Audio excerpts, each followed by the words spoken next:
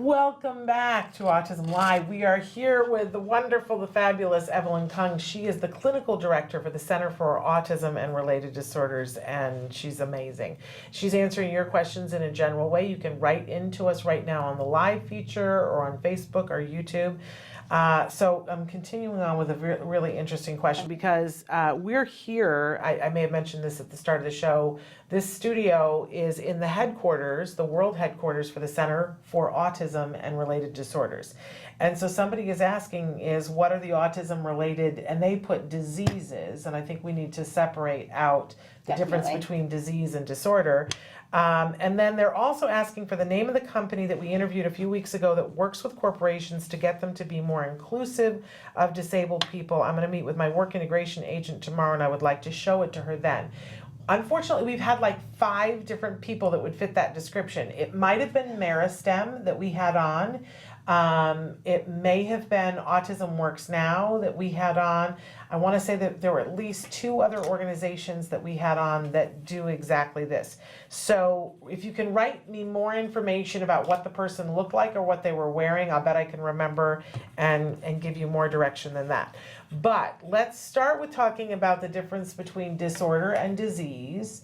Because I think it's a common thing. They're both D words and people use them interchangeably, but they're not the same. They're not the same, and I think there's sometimes when there's a second language too, there's a kind of a confusion. Yeah, okay. You know, so yes. I think that a lot of this is vocabulary. Okay, so train us up. I don't know if what I'm saying is actually technically like right on. Okay, but in your experience, your opinion. I mean, a disease is something metabolically that has, whether it's a germ or bacteria or whatever it is, has wreaked havoc in your system, and there's biomedical tests that can confirm it's there. Something's not working or not working the right way in your body. Yeah. A disorder is more of symptomology. Okay. You know, something's not working the way it's supposed to be. We don't know exactly what, but here are the symptoms we see by how the person's behaving, okay, or what they're doing. And that's where autism falls, you know, autism spectrum disorder. And a lot of times the disorder causes someone to be, to not function or not be able to function like everybody else functions. Yeah. So autism-related diseases or autism-related, I don't know if it's autism-related, but there's many disorders out there that might create the symptoms of autism. Okay. So then it can go through the checklist and be like, okay, you know, there's social communication issues, they're not getting eye contact, whatever it is. And right now in the autism world, we don't have a medical test out there that just like, we can't take your blood and say, okay, yeah, you have ASD. We're not that far in technology and trying to figure that out in that world.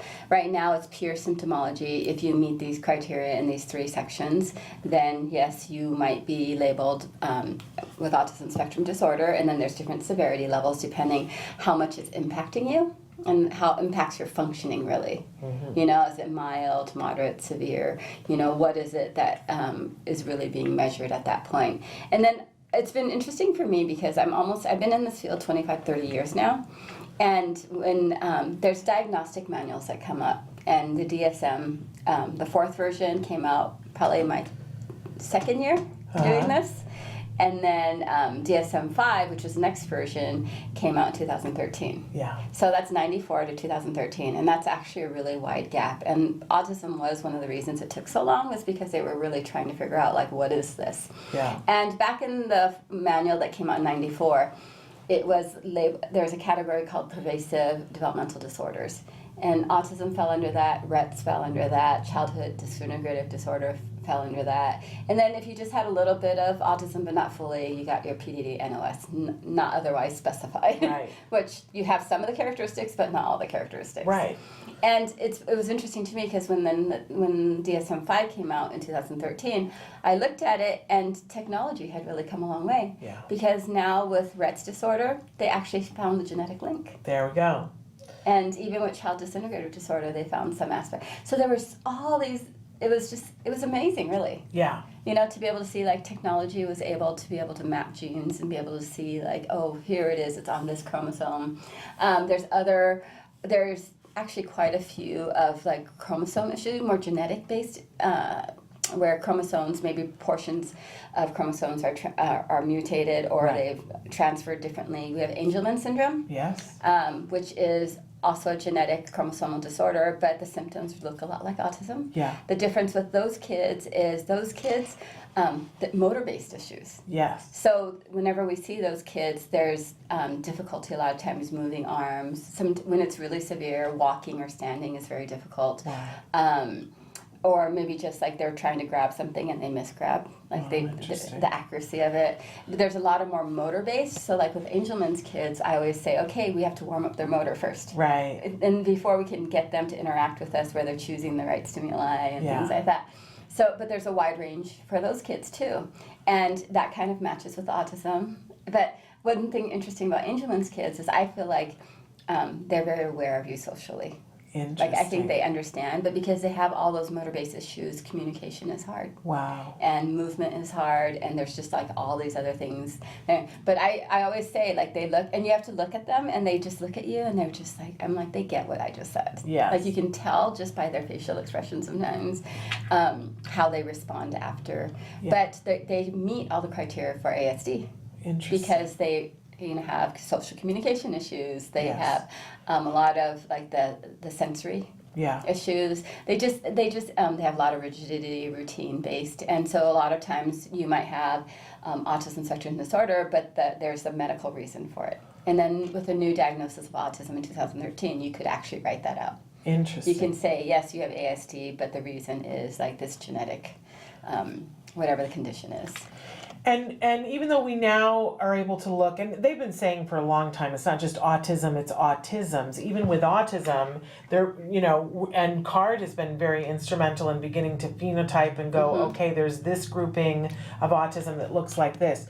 But part of the reason why, and help me here, the Center for Autism and Related Disorders is named the way that it is because they're an ABA company, and even though you might have Angelman's and somebody else might have autism and somebody else has Rett's or whatever, but ABA is still across the board the number one teaching methodology because that happens to be true for people who aren't on the spectrum as well. Yeah, I mean, ABA is really looking at the child as a whole and just saying, who are you? Yeah. And with CARD, we really look at people and say that, I always say the diagnosis actually doesn't matter that much to me.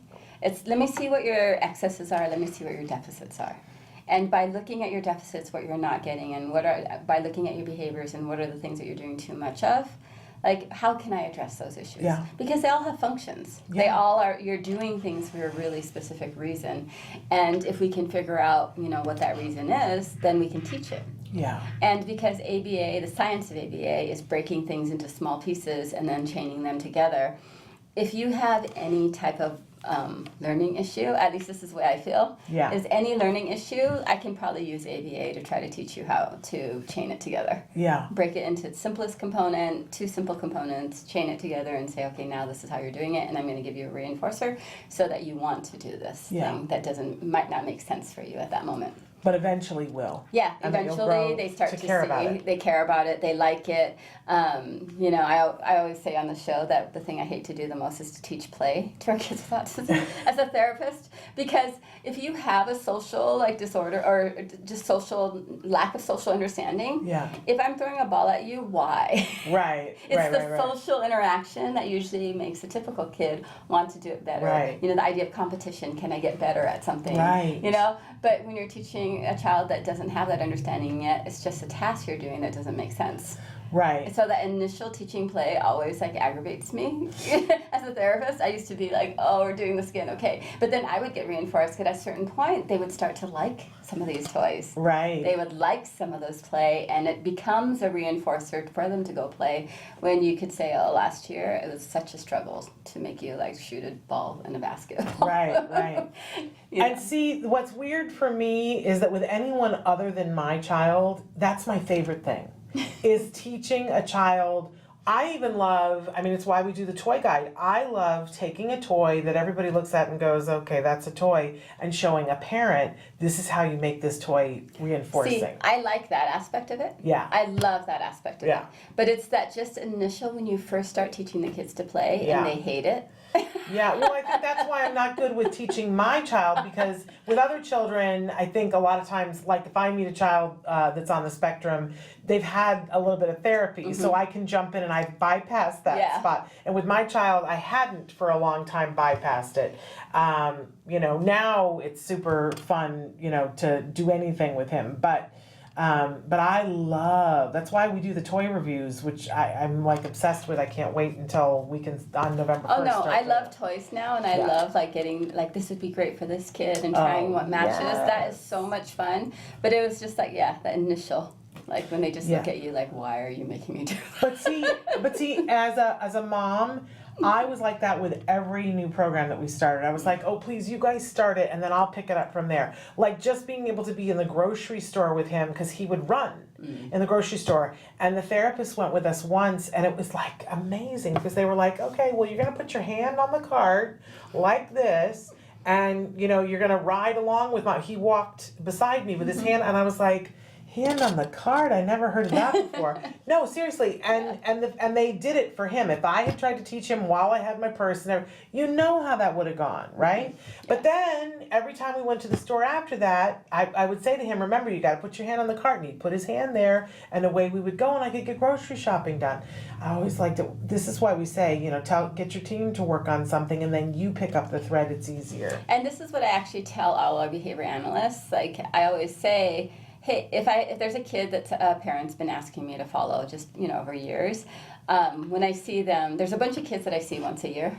Yeah. And I actually almost always say, hey, let's go do something new.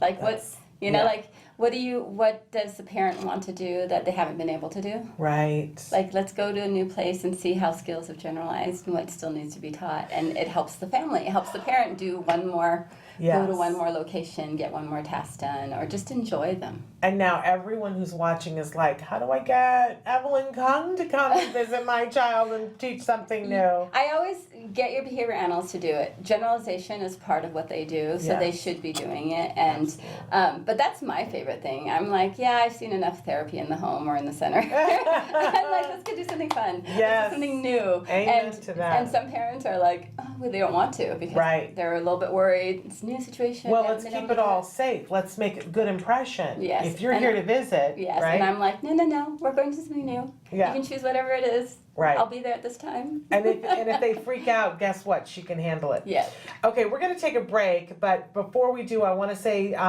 our friends on YouTube, first of all, to DC the Purple Diva, hola to you back. And to Missy, we're going to deal with your question next. Missy wants to know, how do you get a child to not get stuck on a thought? My son will perseverate on a thought, usually negative, and just can't get over it. I have that problem myself sometimes. I think we all do from time to time, but not as, our kids are good at this, aren't they? So we're going to come back and take on your question next, Missy, and you guys can be writing in right now. We'll be right back after these messages.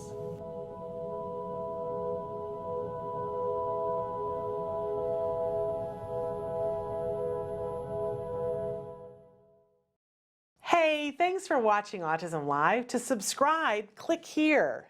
And if you'd like to check out some more of our videos, click here.